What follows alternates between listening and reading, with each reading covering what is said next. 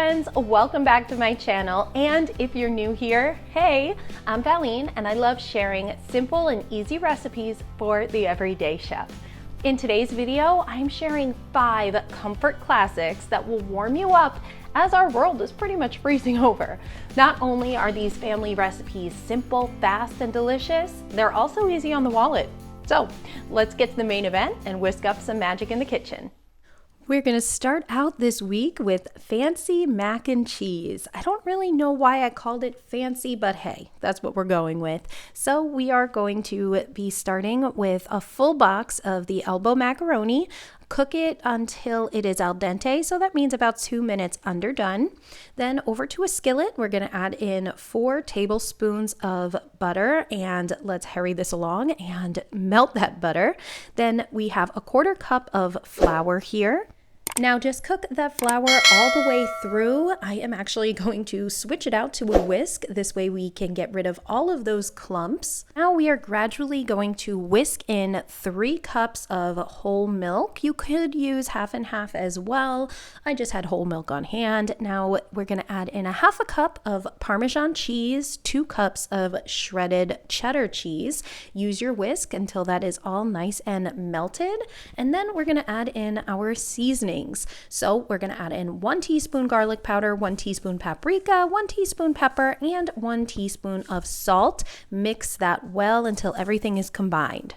And of course, the star of our show, our elbow macaroni. Just mix that all together and look how creamy and delicious this is. You can really serve it up just like this and it would still be amazing, but I took it up a notch and made it fancy. So to a 9x13 baking dish, I just sprayed it with some nonstick spray, and then I put in our mac and cheese.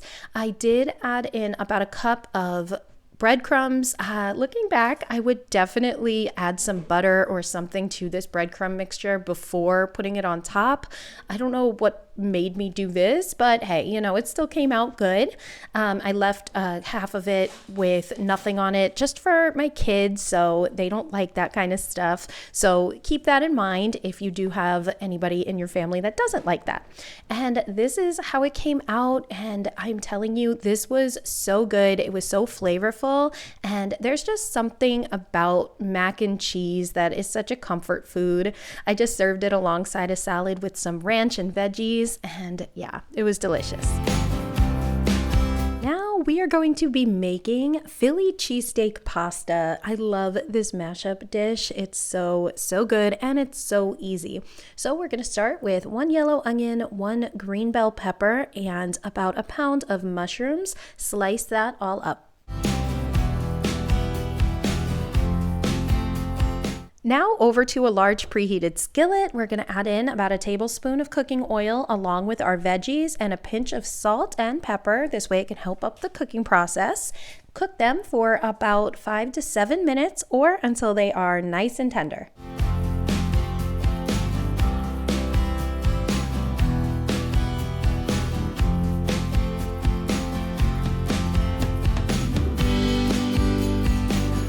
Once our veggies are nice and soft, we're going to go ahead and add in 1 teaspoon of garlic powder, 1 teaspoon of ground mustard, and 1 tablespoon of Worcestershire sauce. You know, that is just how I'm going to say it from now on. So if I'm saying it wrong, forgive me. Now we're going to just mix that all up until everything is nice and well combined. Once that's done, we are going to add in 3 tablespoons of butter. Now, at this point, make sure that you cook the butter all the way through until it's nice and melted, and then you're going to add in 1/4 cup of flour. Now, a very important step is to make sure all of your flour is cooked through. There is a very specific taste to uncooked flour, and we do not want that in this dish.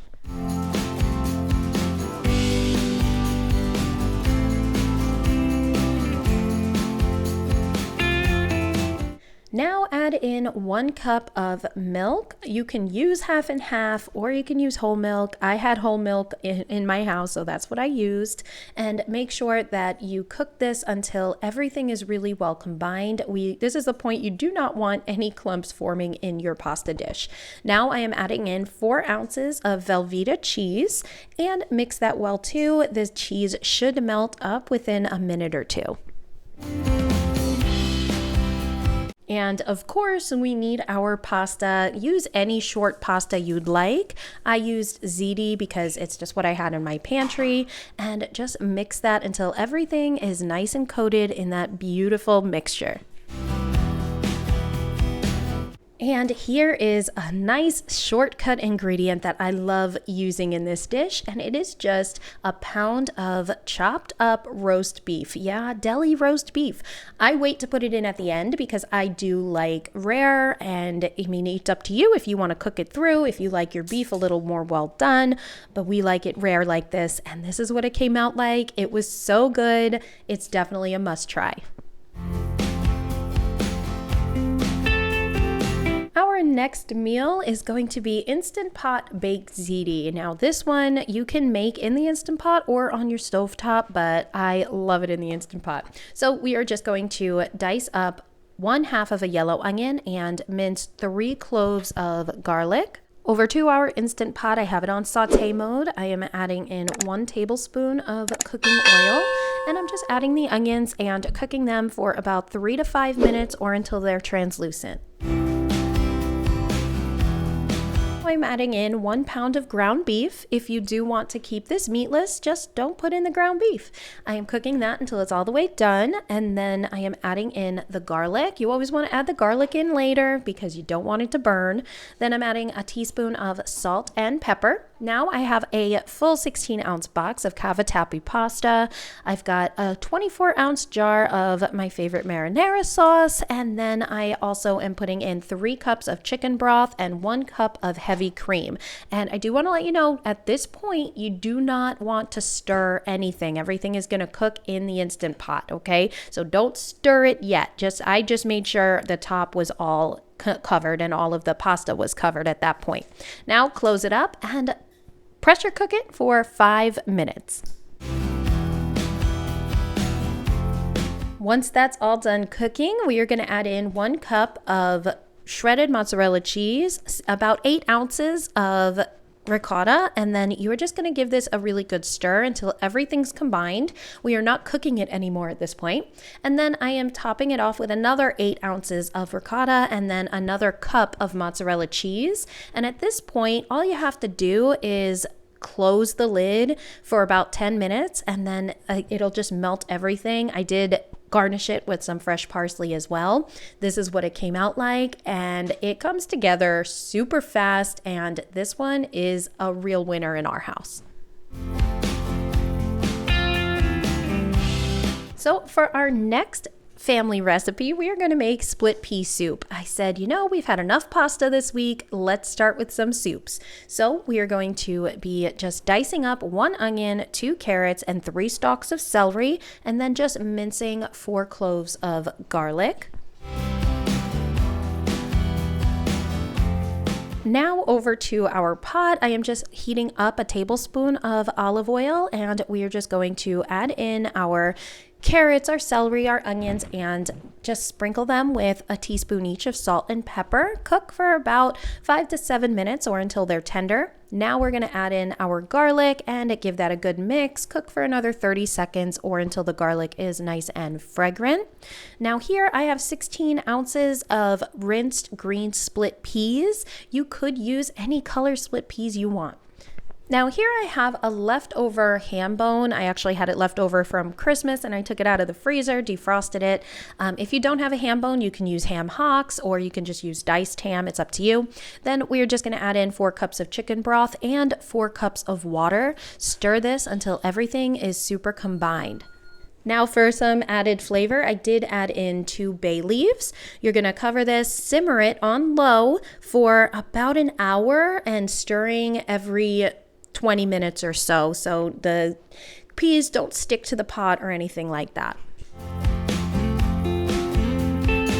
Once it's been simmering for an hour, you are going to take out the ham bone, and I am going to take out all the meat that fell off of the ham bone along with the bay leaves. Make sure you're taking them out, and then I'm just going to dice up the ham and put everything right back into the soup. Give it a good mix. If you are just using diced ham, this is the point. You just want to put the diced ham into it and just give it a really good stir until it's nice and creamy and delicious. I served it with with some croutons on top, along with a little bit more of the diced ham, and it was delicious. This is a comfort food to the max. Now for our final recipe this week, we are making white chicken chili. This was amazing. I think you guys will really love this one. It's comforting and delicious. So we're starting with 1 yellow onion, 1 yellow pepper, 1 jalapeno pepper, and a couple cloves of minced garlic. Just dice that all up. And this is how I made it dairy-free. I am taking 1 cup of rinsed cannellini beans, and I am going to be blending it with 1 cup of chicken broth. Now, if you do not want this to be dairy-free, you can always just substitute this for 2 cups of just regular milk, half and half. I would avoid heavy cream because that might make it too creamy, but just some suggestions.